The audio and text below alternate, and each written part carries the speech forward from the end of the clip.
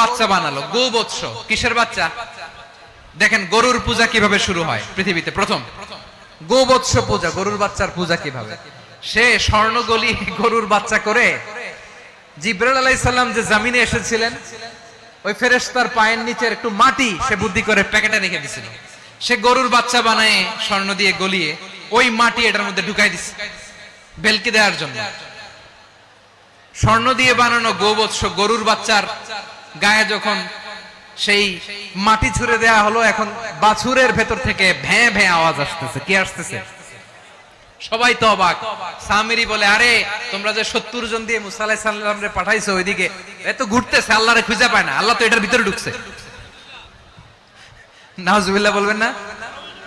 তোমরা যে 70 জন দিয়ে পাঠাইলা, 70 জন নিয়ে মুসা আলাইহিস সালাম খালি ঘুরতেছে, আল্লাহরে পায় না।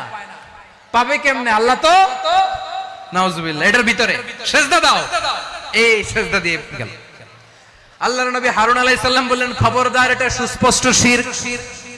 আল্লাহ সব গুনাহ মাফ করে, শিরকের গুনাহ মাফ করে না, খবরদার তোমরা থামো। কে শুনে কার কথা? এই যে যেমন এখন আপনারা আমার কথা শুনতেছেন না?